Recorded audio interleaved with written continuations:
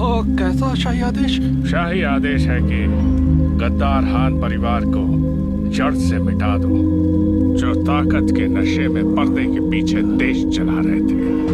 मतलब वो राजमाता नहीं थी जिन्होंने हमें यहाँ बुलाया है? धोखेबाज, तुझे देवताओं का डर नहीं है? देवताओं का?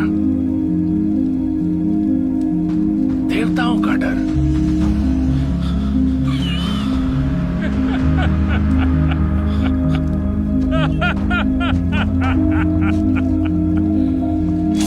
चिंता मत करो, अगर तुम्हें बेरहमी से मारा तो तुम्हारी हत्या का दोष हमारे मौजूदा जालिम महाराज पर जाएगा।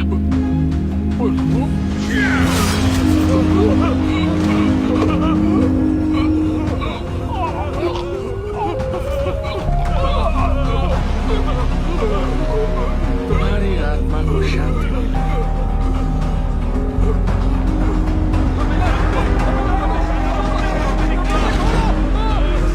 बेटा कुछ नहीं होगा, घबराओ मत, कोई बात नहीं, सब ठीक हो जाएगा।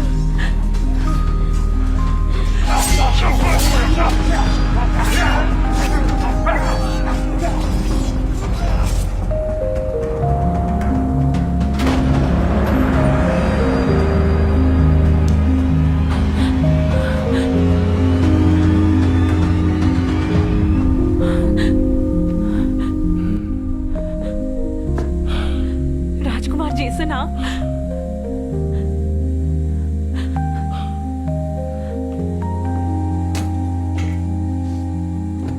रानी साहिबा, महल में अफरा तफरी मची है, इसलिए जल्दबाजी में मैं आपसे मिलने आया। अफरा तफरी से क्या मतलब? आप सुनकर घबराइए मत, महाराज पर सनकपन सवार है। उन्होंने राजमाता की हत्या कर दी और दरबार के मंत्रियों को अंधाधुंध मार गिराया।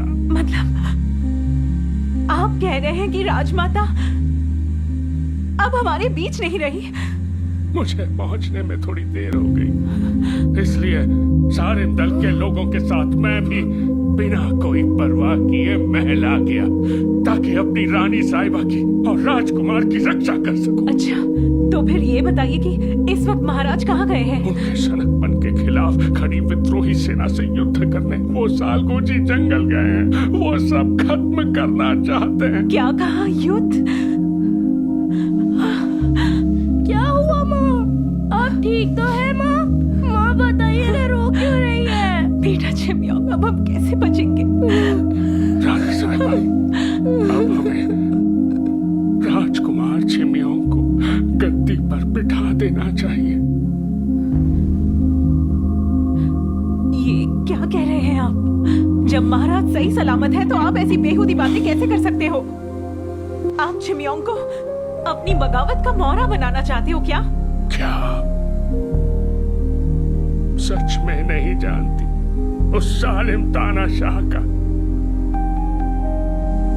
अगला निशाना कौन होगा? वो आपको और राजकुमार को चोट पहुंचाए उससे पहले उन्हें ही सिंहासन से हटाना होगा। लेकिन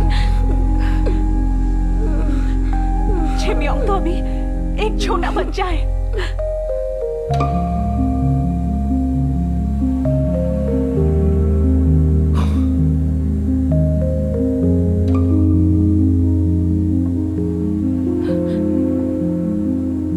यानी कि कोई बड़ा हादसा होगा तभी मेरी बात मानोगी।